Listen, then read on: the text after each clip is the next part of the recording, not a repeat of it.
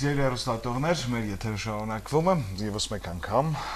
հնարավորություն ունենք հյուրասրահի դռները բացելու եւ մեր սենյակում, որը ձեր սենյակն է եւս, ընդունել մեր հյուրերից մեկին։ Գնացինք առաջ։ Բարի լույս եւս մեկ անգամ, դուք կարող եք զանգարել 349286 եթե ընթացքում կունենաք հարցեր, ձեր հարցերը կգրանցեն եւ անպայման կփոխանցեն մենք էլ մեր հյուրին իհարկե։ Իսկ մեր հյուրն է Տայնը Արարատսկի Խգոր, այսինքն Արարատյան լեռների գաղտնիքը գրքի հեղինակ Յուրի Սարգսյանը, բարի լույս։ Շատ ուրախ ենք, շատ վաղուց էինք սպասում ձեզ այդ հանդիպմանը, ուրախ ենք, որ ստացվեց հանդիպումը։ Մասնագիտությամբ իրավաբան, բայց ես որոշել եմ մասնագիտությունները չնշել այլևս, որովհետև միշտ ինչ-որ հակադրվող մարդիկ են չէ լինում, որ ինչու մասնագետները չեն զբաղվում, ինչու ոչ մասնագետներն են զբաղվում։ Լավ է սպառակայում, իրավաբանը ինչու իր մասնագիտական ուղղությունից մի փոքր շեղվեց եւ սկսեց բացահայտել այն, ինչը յուրաքանչյուր հայի համար պետք է որ հետաքրքիր լինի։ Երևի կարելի ասել, որ այս պարագայում կոնկրետ իրավաբան լինելու այդ մասնագիտություն ունենալ ինձ նայություն տվեց որպես իրավաբան հարցին մոտենալ։ Գիրքը երբեմն իմ ընթերցողները ընկալում են որպես քրեական գործ, պատմության դեմ հարուցված, որտեղ ասենք հավաքում են բոլոր վկայությունները, բոլոր փաստերը, հարցաքննության են կանչվում բոլոր վկանները եւ ասենք այդ հարցաքննության արդյունքով կազմվում է մի գործ եւ այդ գործը հանձնվում է դատարանի որոշմանը։ Այդ առումով որպես իրավաբան միայն ասենք ոճը իրավաբանական ոճը այդպես։ Այո, ինչ որ պարագայում, ոչ ինչ որ պարագայում, այլ իսկապես գրքի ոճը այդպես է, կարծես թե հարցաքննության ես գնում պատմության փաստերի հետ եւ փորձում ես պատասխանը ստանալ ոչ թե ինչ որ այս կամ այն աղբյուրի, այս կամ այն աշխարհընկալման սահմանների մեջ, այլ իմի բերել բոլոր այն փաստերը, որոնք կարծես թե առաջին հայացքով չեն առնչվում քեզ տակրող հարցերից, բայց իրականում իրենց մեջ պարունակում են տվյալներ, որոշ ասենք գաղտնագրեր, որոնք նոր եւ նոր նրբերանգներ են ավելացնում մեզ բոլորիս ուզող հարցերին։ Այդ առումով որպես իրավաբան լինել իմ օգտակար եղավ միանշանակ։ Որ թեմաները ձեզ հետաքրքրեցին, որտեղ դուք չգտաք ձեզ սպառող պատասխաններ, որ այս հետաքննությունը, այսպես ասած, ճակերտավոր սկսվեց եւ ձեր ուսումնասիրությունները սկսեցիք կատարել։ Երկու շերտի վրա գտնվող հարցեր։ Մեկը առաջին շերտը, որ ասենք ավելի շատ համամարտկությանը հուզող հարցեր են, ենթադրենք ասենք ով է վերջապես Ադամը, ով է վերջապես Եվան, որտեղ է վերջապես այդ դրախտ կոչված վայրը, ինչ է նշանակում Էդեմ կամ Էդեն եւ Արևելքում, որտեղ այդ Արևելք կոչվածը, ինչու հենց Ադամ կոչվեց, ինչու հենց Եվա կոչվեց, ինչու ասենք ով Կայնին դարձրեց հողագործ, ով Ավելին դարձրեց ոչխար պահող, ինչու հողագործը դարձավ հանցագործ եւ նմանատիպ հարցերի մի շարք, որ ասենք համամարտկային բնույթ ունեն։ Որպես սորական մահկանացու մարդ ինձ էլ էր դա հետաքրքրում էր, քանի որ ասենք չէի կարող հասկանամ ում հետ ամուսնացավ Կայնը, ում հետ ամուսնացավ Ավելը, Ավելից հետո ասենք մյուս եղբայրը, որտեղից նրանք հարց վերցրեցին, եթե ոչ մեկը չկար աշխարհում։ Ու նմանատիպ հարցեր։ Ինչ է նշանակում Էդեմը Արևելքում, որտեղ Աստված այգի տնկեց։ Չէ՞ որ Արևելք բառը մարդկան դատին 2000 տարի է տանում է Արևելք, ով որտեղից նայում է Արևելքը մեկ այլ տեղ է գտնվում եւ գնում հասնում մինչեւ ասենք Տիբետ, Հնդկաստան, Չինաստան, որտեղ է դրախտը ման գալիս։ Սա առաջին շերտը, որ մարդկային, համամարտկային բնույթի հարցեր էին եւ երկրորդը, որպես հայ արդեն ինձ տակրկրում էր վերջապես ինչու ենք մենք հայ կոչվում։ Կարծես թե 21-րդ դար ենք մտել, բայց հարցի պատասխանը դեռ չունենք։ Ինչու ենք մենք մեր երկիրը Հայաստան կոչում, ինչու են մեզ ուրիշները Արմենիա կոչում, ինչու է մեր լեռը սրբագույն, ասենք, լեռներից մեկը, այսպես ավելի ճիշտ կլինի երևի ասել, սրբագույն լեռներից մեկը, վերջապես ուրիշների համար Արարատ, մեր համար Մասիս։ Կարծես թե պատասխանները կան, ինչ որ ասեն գրքույկներում, աշխատանքներում, բայց երբ դրանք կարդում ես, ընթերցում ես, զգում ես, որ վերջնական չի։ Մենք մեզ հայ ենք ասում, աշխարհը Արմենիա է ասում, վրացիները Սոմխեթի են ասում, այսինքն սա ճուր սարթուն պատահականություն է, թե ասենք ինչ որ բաներ կան սրանց տակ թաքնված, որ մենք դեռևս չենք գիտակցում։ Կարդում ես գրականություն, որը ցավոք շատ եւ շատ քիչ է, եթե կարելի ասել ընդհանրապես երիտեք չկա, իսկ այն վարկածները, որ կան, նույն վարկածները գրքից գիրք անցնելով, աշխատանքից աշխատանք անցնելով, եւ դրանք ցավոք սրտի համոզիչ չեն։ Իսկ եթե դու ապրում ես դրսում եւ շփվում ես տարբեր մարդկանց, տարբեր ազգությունների հետ, գիտեք, ասենք հայերը որտեղ էլ նստեն 2-3 բաժակից հետո անցնում են արդեն համամաշխարհային քաղաքական հարցերի քննարկման, չէ՞, տենց էլ ասենք ես պետք է լինեմ ոչ սորական հայ։ Այդ քննարկումների ժամանակ հարցերը բարձրացվում, որոնց պատասխանները չկան։ Մի կողմից մենք ասում ենք, որ մենք հնագույն ազգ ենք, եթե ոչ աշխարհի ամենահնագույն ազգը, բայց երբ հասնում է արդեն քննարկող թեման անցնում է արդեն ավելի նյութական, ավելի ապացուցական բազայի կարիք է զգում, այդ բազան չկա։ Այդ նյութական ապացույցները, որ ասենք ընկալելի լինեն, գենետիկ հիշողությամբ զգում ենք, ինտուիտիվ, հա, ասում ենք, որ մենք ենք։ Այստեղ հարց է ծագում, չէ՞ հիշողությունը, այո, համաձայն եմ, եւ այդ հիշողությունը շատ կարևորագույն է եւ այսօր էլ այդ հիշողությունը շատ եւ շատ բառականներում դրսեւորվում է։ Բայց չէ՞ գենետիկ հիշողությունը նաև պետք է որ հետքեր թողած լինի։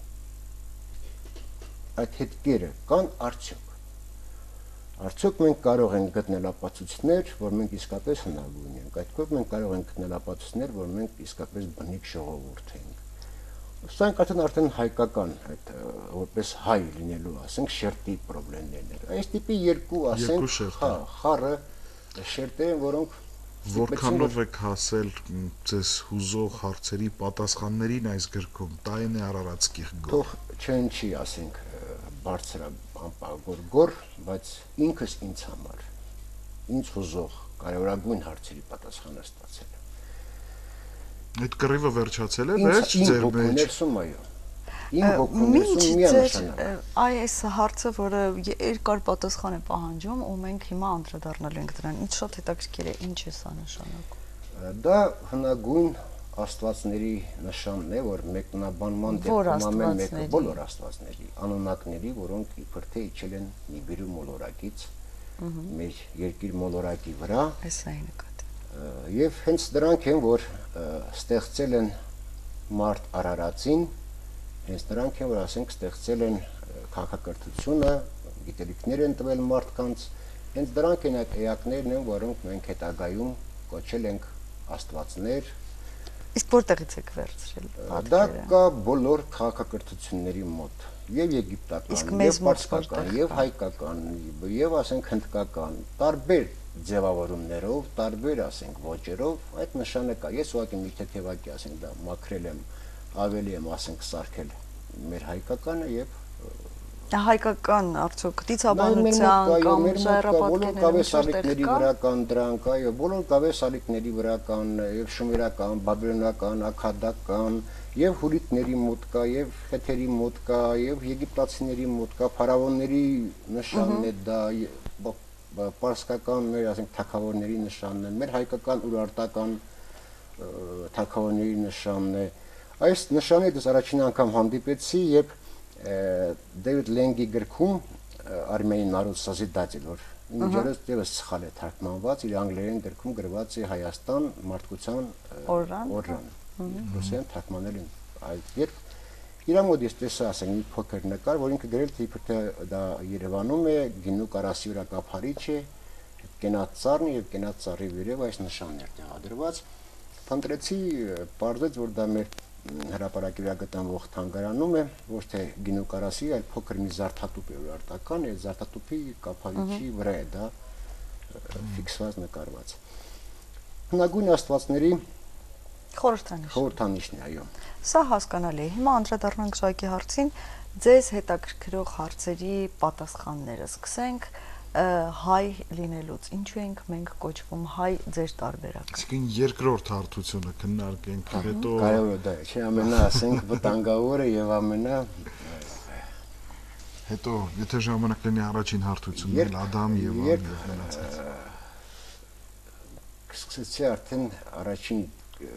դրոցներս կատարել, իմ մտքով անգամ չէր անցնի, որ ես կարող ստանամ այդ հարցի պատասխանը։ Ու ինձ համար զարմանալի էր, երբ ծանոթանալով հնագույն աղբյուրներին շումերական, բաբելոնական, աքադական, հին հրեական, եգիպտական, խանանեայի, հուրիտների, խեթերի, հնագույն ասենք էպոսներին, տեսնում ես, որ այդ անունատներ, վերևից իջած էակներ, որոնց կրկնում եմ մենք Աստված ենք հետագայում կոչել, այդ էակների մեջ կա մեկը, որը ըստ բոլոր աղբյուրների ամենաիմաստունն է, ամենաբարին է, մահկանացու մարդկանց համար ամենասրտացավն է, դա այն էակն է, որ ստեղծել է մարդուն, արարել է մարդուն, բազմիցս նրան փրկել է տարբեր ցավերից, հոգսերից, հիվանդություններից, եւ վերջապես դա այն Աստվածն է, այն էակն է, այն անունակին է, որը ջրերի ժամանակ խախտելով անունակների գերագույն խորհրդում ընդունված որոշումը, ոչ մեկը ոչինչ չպետք է իմանա մահկանացու մարդկանցից, պատին ասել է, պատմել է դա։ Պատինը, ասենք այդ պատին ասում է, այդ ծղոտե շղարշը փակելով, պատին ասում է եւ մի տվյալներով դա իր որդին է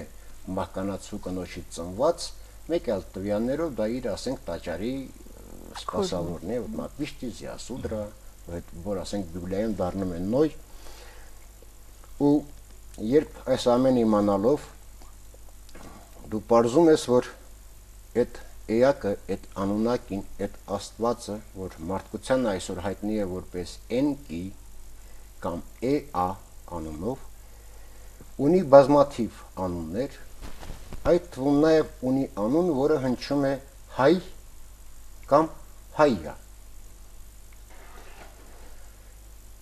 Հաստորեն ստացվում է, որ արարիչ բարեգութ իմաստուն այդ Աստվածը ունեցել է հայ եւ հայա ընթերցումը որպես անուն։ Նույն Էնկին, նույն Էնկին, նույն Էյան, դա ինքը հայա, հայ Աստվածն է։ Օրինակ ինձ մոտ այստեղ ինչ որ հարց է ցակում, կարող եմ տալ այդ հարցը։ Իսկ այդ դեպքում ինկերի, էնկիների, նրանց էնկի Աստծո, նրանց քաղաքակրթության այդ հիմնադրման ինք ու էնկի այդ հիմքը որևիցե կապ ունի մեր հայ արդեն պատմական մեկ այլ շերտի, որը հետևանք է այն ամենի, ինչ եղել է։ Լավ։ Հետևանք է այն ամենի, ինչ եղել է։ Սա կարող է ասենք լինել պատահականություն, չէ՞։ Չէ, հայը հնչյուն է, որ համընկնում է։ Բայց երբ մենք նոր խոսում ենք, որ դա քրեական գործ է, պետք է բոլոր վկայությունները հավաքես իրար։ Ճշմարտությունը միայն այն դեպքում է ճշմարտություն, երբ բոլոր վկայությունները կան։ Եվ բոլոր փաստացի ապացույցներն են հավաքված, իմի բերված։ Միայն այդ պարագայում կարող է կերպարը լինել լիարժեք, կերպարը լինել ամբողջական եւ քրեական գործը լինել պատրաստ։ Հիմա եթե ասենք միայն դա լիներ, որ ասենք իր անուններից մեկը հնչում է ընդամենը հայ կամ հայա ձևով, կարող է սա լիներ ասենք թույլ, հաստարկ։ Բայց երբ խորանում ես այդ կերպարի կենսագրության մեջ, ասենք այսպես ասենք, հա, նրա այդ առնչվող բոլոր այլ նյութերի, նրա կերպարը որպես պատկերի մեջ ստացվում են բազմաթիվ ուղղակի եւ անուղղակի նյութեր, որոնք ապացուցում են, որ այո, մեր ազգը երևի թե իզուր չէ եւ պատահական չէ, որ կոչվել է հայ, եւ իզուր եւ պատահական չէ, որ մեր երկիրը կոչվել է Հայաստան, որտեղ ստան ընդհանրապես նշանակում է երկիր, տուն, օջախ, տարածք, հող եւ այլ եւ այլ։ Եթե դիտենք, ասենք մենք հիմա տնանք հնարավորություն կարող ենք դիտել այս նկարներում որոշ բերել, եթե հնարավոր է դա դիտենք, ասենք հայայի ծրարը բացվի, հա, խնդրեմ ասենք, եթե մենք տեսնում ենք իր կերպարներից մեկը, Էնկի Էյա հայ Աստծո ձկան տեսքով, ձկան ձևով, սա եւս մի ամբողջ թեմա է, թե ինչու են ձուկ, որ առնչվում է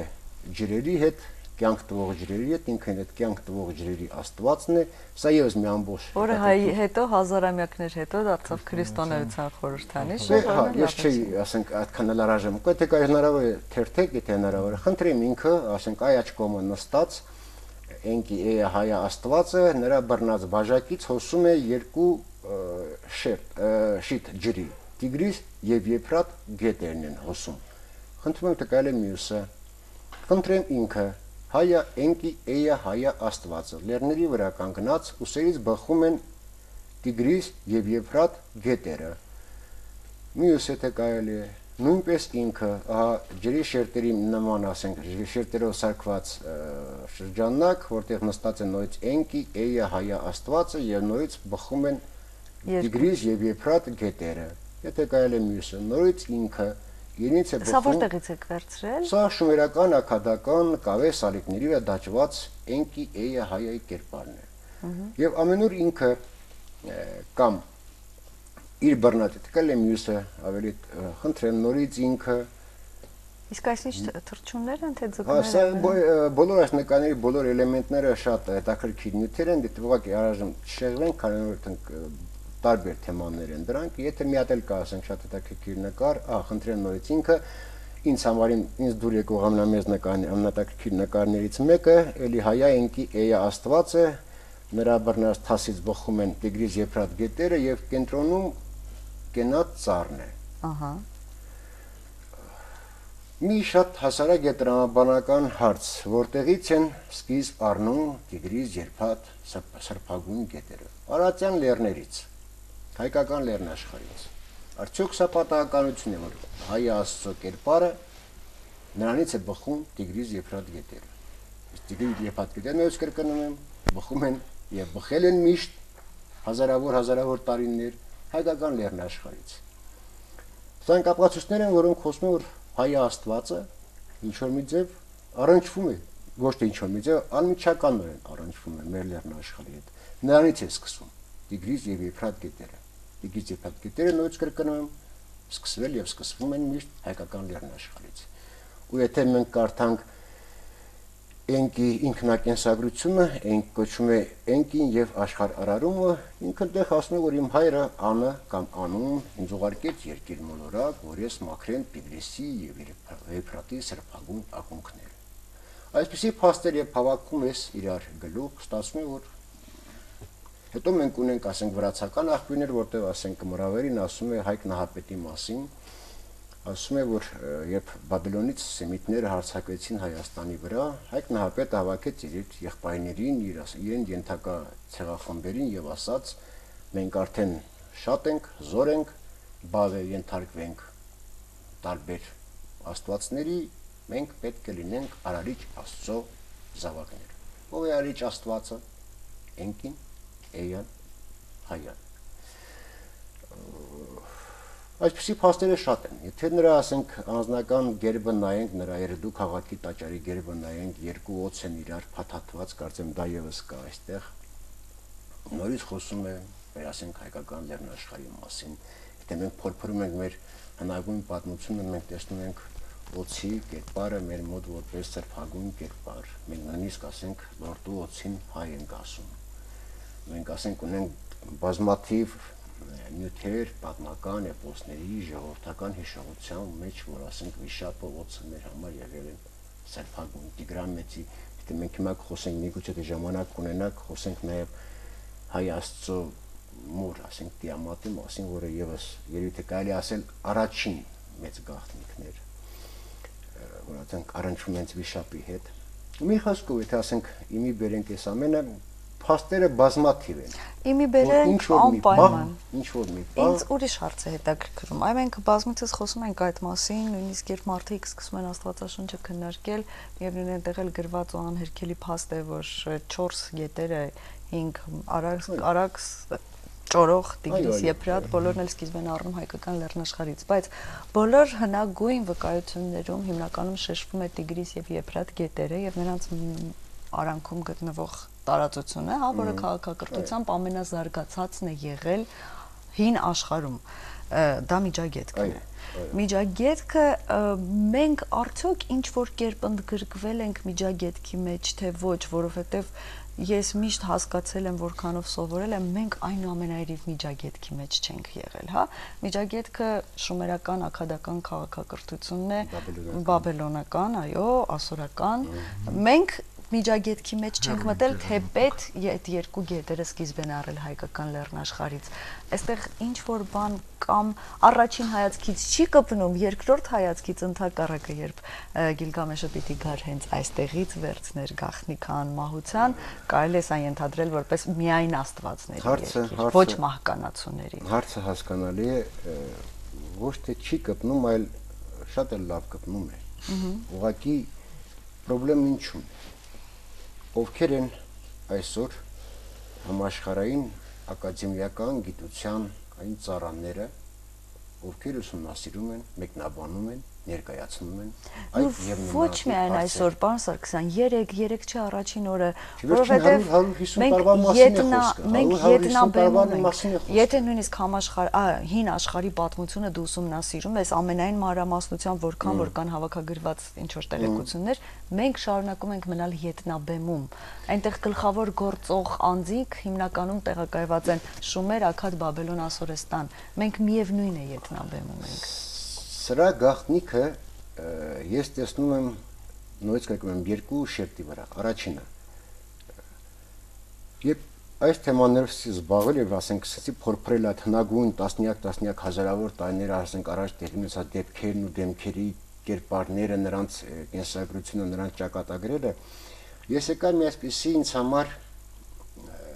մի որոշ պարագայում վիրավորական, որոշ պարագայում զարմանալի, որոշ պարագայում նաև հասկանալի մի իրավիճակի, երբ տեսնում ես, որ բոլոր գիտնականների համար, ակադեմիական գիտնականների համար շատ ավելի հեշտ ու հանգիստ է գրել արդեն գոյություն չունեցող, արդեն վերացած, մահացած երկրների եւ ժողովուրդների մասին ճշմարտություն, քան փորձել փորփրել եւ գրել ոյցի մի տարածքի, ոյցի մի ժողովրդի մասին ոյցի մի բան, երբ այդ ժողովուրդը դեռևս գոյություն ունի։ Ավելին ասեմ, բայց երկրորդ կողմն էլ կա, կներեք, որ ընդհատում եմ, այստեղ կան փաստեր, որոնք դու կարող ես հավաքագրել, մենք մի մուսասիրի տաճար էլ չունենք, նույնիսկ ցուցադրելու։ Okay, պատասխան։ Երկրորդը, Հայաստան եւ հայկական լեռնաշխարհ կոչվող այդ անվանենք այսպես, հա, ինֆորմացիոն տարածք, հա, ասենց անվանենք, ոչ թե աշխարհագրական կամ պատմական, այլ ասենք ինֆորմացիոն մի տարածք, որի ոչ մի գիտնական եւ ցանկանում է, ասենք, բացահայտել այդ գաղտնիքները, այդ երկրի, այդ տարածքում, ինչպես են շումերները, աքադները եւ այլ, նա ստիպված մտնում է այդ ինֆորմացիոն տարածքը, Հայաստան կոչվող, հայկական լեռնաշխարհ կոչվող տարածքի ինֆորմացիոն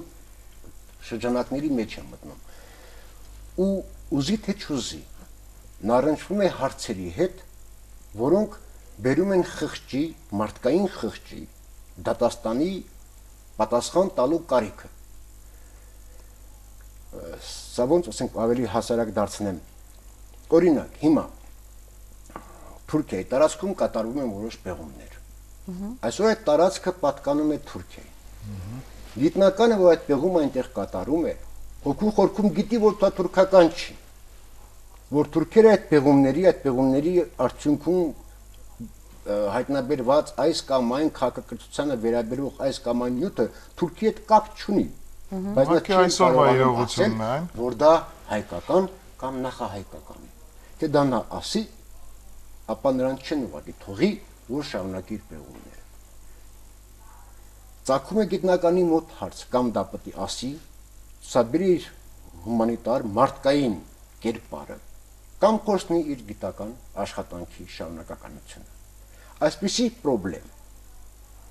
Դու այդտեղ պատկերացրեք այս շերտի շարունակականությունը, բա ուր են ստեղի ժողովուրդը։ Ուր են մարդիկ, որոնք այս ամենը, որոնց հայրերը, պապերս ամենը ստեղծել են, չկան։ Եղել, կոտորած, քշվել։ Հարց, որ այսօր օրակարգում է համաշխարհային քաղաքակրթության։ Արդյոք ամեն գիտնական իր մեջ ուժ եւ մարդկություն եւ ճշմարտություն կգտնի, մտնի այդ հոգսերի, այդ խնդիրների հարցերի պատասխանները տալու մեջ։ Ոչ։ Ու այդ էս պատճառով այդ ձեր ասած շերտը, ապացուցական շերտը մեզնից կորում է։ Իսկ միթե այս հատվածում ոչ մի բան չկա։ Իսկ շուտների մասին խոսելը հեշտ է, չկա այդ ժողովուրդը։ Ոչ մի խնդրեմ։ Իսկ այս տարածքը խոսենք Արևելյան Հայաստանի Հանրապետության մասին, որտեղ մենք տեղակայված ենք։ Սա ինչ։ Սա ինչ է եղել առաջ հայ կոչվող ժողովրդի կյանքում այս տարածքը եւ միթե այս տարածքում չի եղել որևիցե հուշարձան, որը պահպանվել է եւ ինձ ուրիշ հարցել է հետաքրքրում գուցե եղել է մենք նույնիսկ թագավորական ապարանքներ, մենք նույնիսկ միջնադարյան կառույց չենք կարողանում գտնել այստեղ։ Որոնք ինձ խոզեցին եւ գրքի գրելու պատճառ դարձան։ Այս հարցերի պատասխանը չեմ կարողանում գտնել։ Ես ամեն օր անցնում եմ, ամեն օր չէ, ներողություն, ամեն ամառ անցնում եմ Հայաստանի որոշակի տարածքով, որ ես գրքերից գիտեմ, որ այստեղ գտնվել է, ասենք, Բագրատունիների թագավորական ապարանք, այստեղ գտնվել է մոտավորապես այս տարածքում նրանց ամառանոցը եւ այլն, եւ հիմա նույնիսկ քար չկա, որը քեզ կհուշի դրա մասին։ Ինչ եղան։ Հոդս ցնդեցին, վերացան, սխալ բաներ են գրված։ Պատասխանը ես էլ չունեմ, անկեղծորեն ասած, ինձ էլ շատ բան անհասկանալի է։ Ես չեմ հասկանում, թե ուրեմն մեր պատմահայր մեզ Մոսես Խորենացու գերեզմանը։ Ես չեմ հասկանում, թե վերջապես մենք ունենալով այսքան մայրաքաղաքներ, այսքան թագավորներ, որտեղ են մեր թագավորները նստել։ Որտեղ են նրանք որոշումներ կայացրել։ Որտեղ են մեր տաճարները։ Միթե մեր պատմությունը 301 թվականից է սկսվում։ Իհարկե ոչ։ Բոլորս դա գիտակցում ենք։ Հարցեր են, որոնք դեռևս անպատասխան են։ Ու ես հասկանում եմ եւ նաեւ գիտակցում եմ, որ այդ պատասխանները կարող են որոշ պարագաներում ցավալի լինել ազգի համար եւ ազգի պատմության որոշ շերտերի համար, որոշ ժամանակագրական շերտերի համար։ Բայց նաեւ հասկանում եւ գիտակցում եմ, որ պատմության մեջ իր գոյությունը կպաշտպանի եւ պատմական որևիցե հաջողությունների կհասնի միայն այն ազգը, որ իր մեջ ուժ կգտնի խոսելու իր անցյալի հետ ճշմարտացի կերպով։ Մեր պատմաբանները, մեր հնայագետները պետք է այդ հարցի պատասխանը տան իսկապես։ Քանի որ երբ որ դուք հացի գիրքը գրելու պատճառներից մասին, դա ինձ այն պատճառներից մեկն էր, երբ դու հանդիպելով քո ռուս կամ այլ ազգի գործընկերների հետ ասում ես, որ դու հնագույն ազգերից ես, հրավիրում ես նրանց Հայաստան եւ դու 1700 տարուց ենքում ցույց տալու ոչ մի բան չունես, կարծես թե չունես ոչ մի բան։ Սա այդ հոգեկան մի абսուրդ է ստեղծում։ Նոնսենս, բախումներ։ Ճշմարտության եւ իրականության, իրական, ասենք, եւ իրականության։ Բայց ինձ թվում է, որ մոտակա 10-15 տարիների ընթացքում թեկուզ եւ այս տարածքում մենք դեռ շատ բացահայտումներ կանենք։ Մենք մեր երկրի գաղտնիքները չգիտենք։ Մենք մեր երկիրը չենք ուսումնասիրում։ Մենք մեր պատմությունը դեռևս ըստ իմ տպավորության պատմություն նկատի ունեմ ամբողջ պատմությունը։ Ամբողջ հայկական լեռնաշխարհի ամբողջ պատմությունը։ Մենք դեռ չենք ընկալել։ Եվ ստեղ բոլորը, բարից բունի իմաստով, բոլորը անելու բան ունեն, բոլորը։ Մենք էլ անելու բան ունենք, ընդ որում ձեզ հետ կխնդրենք հաջորդ հատվածում ժամանակ ունեք, որովհետև շատ հետաքրքիր է մեր զրույցը ընթանում, ընդ որում այս երկար ժամանակահատվածը նախաբանի նման մի բանի միայն նվիրեցինք, բուն թեմային չանցանք, այո։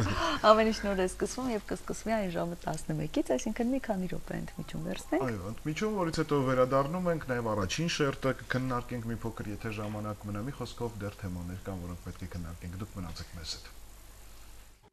Վերադարձանք բարեկամներ։ Ես շատ կուզենայի, որ այս ամենը եթեր տեղափոխվեր սկզբից, շատ հետաքրքիր բաներ եք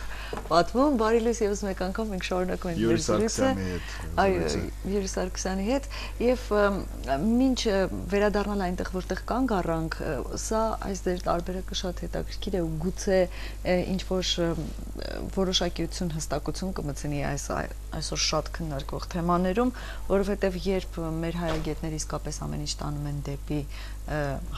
հայ մարդ, միշտ ինչ որ հակասություն է սկսվում, որովհետև շատերը ասում են դե լավ դե այդպես չի լինի, ախր ասում եք բոլորը հայ են, ամեն ինչը հայկական է, հայ, իրականում դրա ապացույցը, դրա դրսևորումը մենք այսօրվա ժամանակակից քաղաքակրթության մեջ չենք էլ տեսնում, նույնիսկ տեղում։ Չենք էլ տեսնում։ Ինչպես այ ձեր մեկնաբանությունը շատ հետաքրքիր էր։ Նոր մենք խոսեցինք ամենահնագույն աղբյուրների վկայված աղբյուրներից Արարիչ Աստծո Homo sapiens-ին մահկանացու մարդուն ստեղծող ենկի էյա իմիջիաց այդ ենկին դա նաև մեր ասենք կողմից շատ պաշտված միստիկ կերպով պաշտված էտարի գաղտնիքն է այդտեղ որ մենք այդքան սիրում եւ պաշտում ենք էտարը եւ ասում ենք որ դա էություն է որ դա են բարի առաջին տառն է որ նշանակում է տիրակալ Տեր Աստված իսկ այն որ մենք ասենք ամենուր նկատում ենք հայ բարի հետքը ու դա փորձում ենք կապել որ սրանք են հայ, նրանք են հայ, նրանք են հայ իմ կարծիքով դա սխալ է դա ոչ թե հայ է այն իմաստով մենք այսօր հայ կոչվող ցեղ ենք, ժողովուրդ ենք, այլ հայի անունը ինքի էա հայայի հետքն է դա Արարիչ հայայի անվան հետ է կապվում նույն ասենք բասկերի հայ որդի բառը պետք չի որ բասկերը հայ լինեն բասկերը հայայի զավակներն են նրանց հիշողության մեջ եւ մի քանի այլ ժողովուրդների հիշողության մեջ դա մնացել է բայց ոչ թե հայ ազգի հետ կապված ոչ թե հայ Աստծո հայը Աստծո նույնը ավեստայի այդ հայամարդը մենք շատ ենք քննարկում հայամարդը որ քննարկում է եւ մենք ասում ենք տեսեք առաջին մարդը հայ է եղել այո հայայի որդի է եղել բայց ոչ թե հայ ազգի պատկանող ազգությամբ հայ անznագրում հայ գրված այլ էյա հայը Աստծո կողմից ստեղծված կրկնում եմ ըստ իմ տպավորության որոշ ժողովուրդների մոտ այդ հիշողությունը որպես մասնիկ մնացել է որոշ ժողովուրդների մոտ ասեմ այսպես նույնիսկ իմ ասենք վերջին տպավորությունը ասեմ ըստ իմ կարծիքի շատ եւ շատ հազարամյակներ առաջ հայկական լեռնաշխարհում որ բնորանն է եղել բոլոր այդ հետագա ձևավորված ազգերի եւ ցեղերի կատարվել է ինչ որ մի հոգեկան հոգեբանական կրոնական հավատքի բախում աստվածների հավատքի բախում է տեղի ունեցել եւ այդ որ ասենք բիբլիան կոչում է բաբելոնյան ասենք այդ ստապատվարինյան հա նման մի բան է կատարվել որի հետևանքով այն մարդիկ ովքեր պաշտել են հայը Աստծուն իրենց հիշողության մեջ պահել են այդ մասնիկը այն մարդիկ որոնք ճշնամացել են կամ ճշնամական կլանի ճշնամական աստվածային ասենք այդ շերտի կողմն են անցել այն ամենը ինչ առնչություն ունի հայ Աստծո թե անվան թե տոտեմի թե կերպարի թե նրան բունթագրող այլև այլ երևույթների հետ դարել է իրենց համար լրիվ հակառակ իմաստ ունեցող եւ ճշնամական դարել է սատանա բարի իրական իմաստը շատ բան է բացատրում սաթան ճշնամի հակառակորդ ու դրա համար է որ ասենք հայային պատկերող իրար փաթաթված դենթեի նշանը հիշեցնող արարչի նշանը հիշեցնող այդ երկու օծը դարձել են սատանայի կերպար դրա համար է որ ասենք վիշապը որ ասենք Դրամոր կերպարն է դարձել է հրեշ արև կուլտվող ջրի բերանը փակող բայց իրականում հենց վիշապն է որ ջուր տվողն է հենց վիշապից է որ ջուրը սկսում է։ Մենք հիմա անցանք արդեն ավտոմատ կերպով մյուս։ Չէ, ձեր ասածը հնագիտորեն հաստատված է փաստերով, որովհետև մենք մեր վիշապակարեր քարեր ունենք ցանկացած գետի, աղբյուրի, առվի, ակունքի։ Ես մի անգամ մի հոդված կարդացի, որտեղ մեր հայ գիտնականներից մեկը ասում է, որ մեր նախնիները վիշապակարերը տնկել են այն վայրերում, լեռներում, որտեղ որպես զգուշության նշան, որ ասենք մարդիկ այդ վայրին չմոտենան, այլ ինչ որ ասենք երկնքի ակունքը չախտոտ են ուղղակի։ Ոչ թե ակունքը, այլ ընդհակառակը բացասական իմաստով, ասենք տոտը գազեր են դուրս եկել, թունավոր, դրանք վտանգավոր, ասենք դες վիշապը որպես նեգատիվ կերպար, որպես վատ կերպար, դա ասենք այդպես դրել են, որպեսզի զգուշացնեն մարդկանց, բայց իրականությունը դե նայում ենք մեր հեքիաթները, նայում ենք հնագույն այս բաբելոնական, սումերական աղբյուրները, եղբայր վիշապը ընդամենը կյանք է տվել, ջուր է տվել, եւ ոչ մի ասենք բացասական, մենք մահկանացու մարդիկ ենք միշտ հակված մեկնաբանություններ անել, ամեն մեկս մեր ասենք ուղեղի ցալքերի շնորհքի սահմաններում ասենք ինչ որ ողջևորվել եւ ամեն ինչ ասենք ներկայացնել այնքան խառնել ամեն ինչ, որ ասենք նույնիսկ վերջում գալիս է հակառակ կերպարն։ Մենք լսում ես ամբողջ հետևությունները, որ արվում են, երբ որ հայ արմատը մենք գտել ենք տարբեր իրողությունների մեջ, վերագրելով ես հենց մեր ազգին, հայա աստծու ստեղծածն է ամբողջը, հա, փաստորեն ըստ այս տեսության։ Նա է մարդուն ստեղծել եւ դա ոչ թե տեսություն, այլ դա փաստեր է։ Դրանք մարդուն ստեղծել է շատ հետաքրքիր տարբերակով, այսինքն ժամանակակից գիտությունը ԴՆԹ-ն ուսումնասիրելով ապացուցելով մենք ԴՆԹ-ի պատկերը կարող ենք տեսնել հայ աստծո ցանկացած պատկերում։ Մեջ կար այդ կերպարը, եթե օծերի կերպարը կար, դա դենքն է, որ ասենք մենք այստեղ մի հարց ունենք, ուրեմն մեր հեռուստադիտող, որպեսզի տրամաբանական շարունակություն լինի, մի անգամ 3-րդ հարցին անդրադառնամ, մնացածին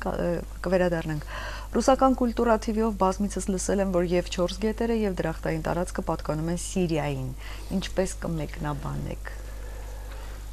Այդպիսի մեկնությունները նորություն չեն։ Դերևս միջնադարում մեր ասենք քրիստոնեական հայրերը փորձելով իմի բերել այն ժամանակ հայտնի հնագույն քաղաքակրթությունները, Հնդկաստանը, Եգիպտոսը, Միջագետքը, դրախտային այդ 4 գետերը, քանզի Տիգրիս եւ Եփրատ գետը ֆիքսվում է անմիջապես Իրանունով, ասենք այն մյուս 2 գետերը մեկնաբանության տեղեր են տալիս, թողում, ապա մեր հին միջնադարյան քրիստոնեական հայրերը փորձում էին այդ մյուս 2 գետերը կապել Նեղոսի հետ, մեկը իբր թե Նեղոսն է, մեկը իբր թե Հնդկաստանի սրբագույն գետն է, դրանով իսկ ասենք վերելով բոլորը դարձնելու ասենք քրիստոնեական ինչ որ մի շղարշի տակ փակելու։ Ես ծանոթ եմ ռուս գիտնականների, որոնք փորձելով նորից մենք միջերս խոսում ենք, չի, հայկական այդ Հայաստան կոչված ինֆորմացիոն տարածքի մեջ մտնելը փոքր-ինչ պատասխանատու է շատ գիտնականների համար։ Ու այդ տարածքի մեջ չմտնեն, ինչ ասես որ չեն անում։ Նույնիսկ ասենք գիտեմ գիտական իբր թե գիտական ճակատավոր թեզեր ռուսական ռուս գիտնականների մոտ, որ Տիգրիս Եփրատ գետերի ակունքները ժամանակին իբր թե եղել են ոչ թե այնտեղ որտեղ հիմա են, այլ հակառակը։ Պարսից ծոցից են սկսվել բարձրանալ վերև։ Ու աշխարհը շուտված է եղել եւ այնտեղից է սկսվել։ Քանզի ուզում են հասկանալ, որ եթե ասենք շումերների մոտ այդ Էդեմ դրախտ կոչված է կղզի բառ է օգտագործում եւ այդ կղզին կոչվում է Դիլմուն, Հայաստանում կղզի չկա, լեռնային երկիր է, ուրեմն իսկ քանի որ ակունք բառը հնչում է միշտ ոնց անենք, որ ասենք այդ ակունքը կղզի հետ կապ ունենա, մեխանիկով դե ակունքը տանենք Պարսից ծոց, որ Պարսից ծոցից է սկսվել Տիգրիսը եւ Եփրատը, այնտեղ ոչ մի կղզի կգտնենք ու գտնում են այդ կղզին համեղ Բախրեյն անվան տակ։ Ու ասում են այդ շումերական Էդեմ դրախտը դա Բախրեյն է, հա։ Հрьяաները ասենք սխալ են գրել իրենց մոտ, այդ Էդեմ կոչվածը դա նույն ասենք Բախրեյն է։ Ու նմանատիպ մեկնություններ կեղծարարությունները չափից շատ են։ Այո, Սիրիայի մեջ կարող են տեղադրել եւ տանում են ասենք Վոլգա գետն են համարում, որ ասենք իրենց Գիպերբորեան է, ասենք այդ արիմաստների երկիրն է, եւ տանում են Տիբեթում են տեղավորում։ Սա գալիս այն ամենից, որ ցավոք սրտի կրկնում եմ, աղբյուրները, որոնք կան, դե վատ է որ ասենք վերջին 100-150 տարվա ընթացքում են ընդամենը որ շումերական, բաբելոնական, աքադական քաղաքացիությունը մեզ հայտնի է դարձել։ Բայց երբ նայում ես նույնիսկ մինչ այդ մեզ հայտնի բիբլիական աղբյուրում ֆիքսված տվյալներին այդտեղ էլ կան փոքր գաղտնիքներ, փոքր բառը էլի ճակերտների մեջ է օգտագործում, օրինակի համար։ Այդ Բիբլիայում ասում է, որ Աստված տնկեց այգի Էդեմում արևելքում։ Երկու բառ՝ Էդեմ եւ արևելք, որ 2000 տարի շարունակ բոլոր գիտնականներին դարձթեղաթյուրման, ապակոնորոշման արդյունք է։ Մեկը փնտրում է Էդեմ կոչված ոյցե մի երկիր, ոյցե մի տեղ, եւ ոյցե մի տեղ գտնելով ոյցե մի նման հնչյուն ունեցող, անվանում ունեցող տարածք, ասում է սա է դրախտը եղել։ Մյուս մասն էլ արևելք բառից կապչելով փնտրում է արևելքում այդ բառը։ Բայց ինչն է հետաքրքիր։ Երկու բառ ընդամենը՝ Էդեմ կամ Էդեն եւ արևելք։ Մեկ բառը թարգմանված է, մյուս բառը թարգմանված չէ։ Փորձենք խաղ խաղալ։ Թարգմանել Էդեմ կամ Էդեմ բառը նշանակում է հովիտ։ Ինչ հովիտ։ Ինչ լեզվից Հին թարգմանել։ հրեական, շումերական ակադական լեզվով։ Էդեմ, Էդին, հովիտ, կող, հետևի մաս, թիկունքի մաս։ Ընդամենը հովիտ, երկու գետերի արանքում տեղակայված հովիտ։ Այսինքն ուրեմն ինչ-որ մի հովտի մասին է խոսքը, ընդամենը։ Բառը չի թարգմանվել։ Երկրորդ բառը արևելք։ Փորձենք չթարգմանել։ Արևը որտեղից որ ելնում է։ Կադմոս։ Կոչվում է Կադմոս։ Ո՞յցե մեկին այդ բառը ո՞յցե բան հիշում է։ Ինչ հիշում է։ Մովսես Խոյնացի Հայկ Նահապետ Բաբելոնից բարձրանում է հայրերի երկիր Արարատյան երկիր, Աղի լճի տարածքում, որ Վանալիչն է, տարկում է առաջին նստավայրը, բնակության վայրը, և թողնում է իր թորանը, Կադմոսին։ Տարածքը համընկնում է։ Հայկական լեռնաշխարհ Վանալիչ։ Ոնց եղավ Խոյնացու մոտ Կադմոս բառը մնաց Կադմոս, Բիբլիայում Կադմոս բառը դարձավ արևելք։ Արդյոք սա պատահականություն է։ Նույն տարածքի մասին է խոսքը։ Նույն հայկական լեռնաշխարհի մասին է խոսքը։ Ես չեմ խոսում, որ ասենք հնագույն ժամանակների բոլոր աղբյուրների համաձայն արևելք բառը դա վերաբերվել է հայկական լեռնաշխարհին։ Արևի երկիրն է եղել։ Պատճառն է ինչու են արդյոք հարավում ապրող բնակիչները մեր տարածքը անվանել արևի երկիր։ Ես ունեմ իմ վարկածը։ Պատմաբանները մեր ակադեմիական կամ հնագետները իրենց վարկած ունեն։ Ես քանի որ խոսում եմ անունակների մասին, ուսումնասիրում եմ անունակների պատմությունը, ըստ իմ վարկածի։ Եթե կան շատ տվյալներ, որ Արարատ լեռը, որ այն ժամանակ եղել է Բեզիմյանն, անուն չունեցող Արարատ լեռ, անունակների համար եղել է բնական մի փարոս։ Երբ նրանք իջել են վերևից, Արարատի այդ դյունածածկ գագաթը արևի ճառագայթների ներքո փայլել է եւ մի յուրօրինակ բնական փարոսի նման լույս է տվել, որ եղել է բնական կոնվորոշիչ։ Եվ այդ փարոս բառը, այդ փայլել, շողշողալ բառը շումերերեն նշանակում է առ։ Մենք ունենք հայերեն բառ շող, շողալ, փայլ, փլել, առ։ Եվ ատ տեղանքի բառ։ Դե պատկերացեք հնագույն մարդկանց, վերցնենք այդ ալմորականների տարբերակ որպես ճշմարտություն, եթե վերցեք պատկերացեք հնագույն ճորտերին մարդկանց, որոնք ապրել են Միջագետքում, եւ որոնք միշտ տեսել են, որ հյուսիսից իջնում են իրենց աստվածները։ Եվ հյուսիս են բարձրանում իրենց աստվածները։ Ինչ է աստվածը եղել մարդու համար, եթե ոչ արև, լույսը եկավ, արևը եկավ։ Նրանց ասենք այդ լիտաշի տարեկա կոչվածները անվանենք, առայժմ տենց անվանենք։ Պատկերացրեք, թե ինչպես նա իջնում եւ ինչպես է նա բարձրանում։ Քանի մոտենում լույսը ժղանում է, աղմուկը ժղանում է, քանի հեռանում է լույսը կամ աղմուկը Պակասում է։ Այ եւ ձեզ արևի երկիր, աստվածների երկիր։ Այ եւ ձեզ Արարատ բառի բացատրություն։ Այ եւ թե ինչու է կոչում արիններ։ Փայլող լեռան երկիր։ Արևի որդիներ, փայլող լեռան զավակներ։ Ինչու է մեր իրականության մեջ անունների մեջ արևը գերակշռում, չէ, արև, արեգ, արեգ։ Մենք կոչում Արմեն, փայլող լեռան, լույսի, փայլի, փարոսի զավակներ։ Եվս երկու հարց փորձենք Շատ կարճ, որտեղ ժամանակ չունենք արդեն։ Ինչպես է գրաբերում Տաթևին որպես հնագույն կենտրոնի։ Ես ցավոք սրտի այդ թեմայով շատ խորացած չեմ եւ իրավունք չունեմ, ինձ իրավունք չեմ վերապահում կարծիք հայտնել, բայց ընդհանուր որպես կարող եմ ասել, որ ինձ թվում է այնտեղ շատ չբացահայտված եւ ոչ միայն այնտեղ շատ չբացահայտված հնագույն գաղտնիքներ կան։ Հաջորդը ձեր կարծիքով հայ ժողովուրդը երբ է գիր ունեցել, դուք զբաղվել եք հայկական սեպագիր արձանագրությունների վերծանմամբ։ Չէ, չեմ զբաղվել եւ իրավունք էլ չունեմ զբաղվեմ, ամեն մարդ պետք է զբաղվի իր գործով, հնարավոր չէ որ ովից է մեկը բոլոր թեմաներով զբաղվի, դա սխալ է, բայց այն որ հայ ժողովուրդը ունեցել է գիր, սա ես ոչ միայն կարծում եմ, այլ նաեւ վստահ եմ, միանշանակ վստահ եմ, թե ուր են այդ գրերը, ինչ ձև են նրանք եղել, սա պետք է մենք բացահայտենք, բայց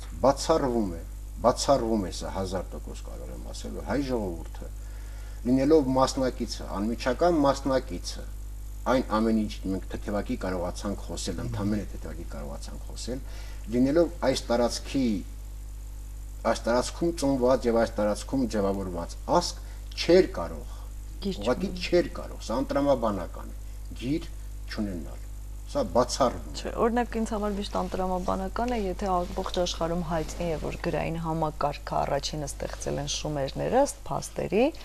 իսկ շումերները փաստորեն մեր անմիջական հարևանն են եւ մենք անմիջական կապ ենք ունեցել։ Ասում եմ, որ մենք Այստեղ մենք չէինք կարող ուղղակի չունենալ այդ համակարգը։ Նույնիսկ եթե ասենք մենք չենք ստեղծել, հա, շումերներն են ստեղծել, խնդիր չկա, բայց ինչպես կարող ենք մենք չունենալ։ Շումերները չեն ասում, որ իրենք ոչ մի բան ստեղծել են։ Շումերներն ասում են։ Շումերները չեն ասում, աշխարհն է ասում, որ առաջին գրային համակարգը շումերներն են։ Շումերներ, իսկ իրենք շումերներ անձամբ իրենք շումերներն ասում են, մենք ոչինչ չենք ստեղծել։ Մեզ տվել են աստվածները։ Եվ մեզ դա բերեն աստվածների երկրից։ Իսկ ո՞րն է աստվածների երկիրը։ Ստեղապես այդ հարցի պատասխանը մենք պիտի տանք։ Իսկ ո՞րն է եղել աստվածների երկիր եւ ովքեր են եղել այն աստվածները կամ այն աստվածը, որ շումերներին տվել է այդ գրի եւ շումերներն այնքան անկեղծ են եղել իրենց նկատմամբ եւ պատմության նկատմամբ, որ նրանք ոչ մի բան չեն սեփականաշնորհել։ Նրանք անկեղծորեն ասել են։ Չեն ասել ստեղծեցի ես գիրը։ Նրանք ասել են անիվը ստեղծեցի։ Նրանք այդ բան չեն ասել։ Նրանք ասել են մենք սևագլուխ ճորտ ենք։ Լու։ Որ ասենք իրենց բարով կոչվում են լու։ Միջոցը դա քիչ փաստ։ Մենք ունենք մի հատ բառ հլու հնազանդ։ Ահա։ Իսկ լու շումերեն նշանակում է ճորտ, որը մենք թարգմանում ենք մեր սեպագրերի, ասենք, ցանում մարդ։ Եվ ստեղծեցին նրանք լու։ Մենք ասում ենք ստեղծեցին նրանք մարդ։ Իսկ իրենք ասում են մեզ ճորտ են ստեղծել, որ մենք իրենց գործը անենք։ Եվ ասում են նույնիսկ ով է ստեղծել, երբ է ստեղծել եւ ինչու է ստեղծել։ Եվ ինչ պայմաններում է ստեղծել։ Եվ նույնիսկ ասում են թե որ Աստծո արյունն են խառնել, որ ստեղծել են մարդուն։ Աստծո անունն են անգամ ասում։ Կինգու։ Միտեն Աստված որ հայան ասում է Աստվածներից մեկին բերեք։ Մորթեք, մատաղ արեք, նրա արյունը խառնեք, այսինչ արյան հետ, այսինչ գլինայի հետ, գլինա բառն օգտագործում աբզուից, որը եւս մի ամբողջ հետաքրքիր էպոպեա է, ինչ նշանակում աբզու կամ աբսու, ինչ է նշանակում։ Ես ասում եմ արյունը խառնեք, լաբորատորիա, գիտական մի հատ լաբորատորիա, որտեղ դենթեի միջոցով ստեղծել են մարդ արարածը։ Մի խուրսագը, որ հայայի քույրներ տանջվում, չի ստանում, այն ինչ որ ուզում է, եւ իշխապես ես մենակ չեմ կարա, հայային կանչեք նայ ամենայի մաստունը, նայ գիտելիքների տիրակալը, կանչեք թողա օգնի։ Նայել գալիս հայան գալիս ասում ինչ է տանջվում, կա անտառում մեկը, որ մեր նման է, բայց ավելի ցածր մակարդակի վրա է գտնվում։ Բռնեք նրան, բերեք, խառնեք կինգուի արյան հետ եւ ստացեք այն ինչ ուզում եք։ Իսկ մո պրիմիտիվ հասարակ եմ դա ասում, բայց մարդիկ արցնագրած ամեն ինչ ունեն։ Ինչու է զարմանում։ Շատ հետաքրքիր է այս ամենը։ Հետաքրքիր զրույցի համար շնորհակալություն հայտնենք։ Հուսալով որ էլի կունենանք հանդիպում եւ էլի հարցեր կքննարկենք, եթերից դուրս էլ մի շարք բաների մասին խոսեցինք, որ ճիշտ կլիներ, որ հեռուստադիտողներ իմանար, բայց ամեն ինչ հերթականությամբ ժամանակ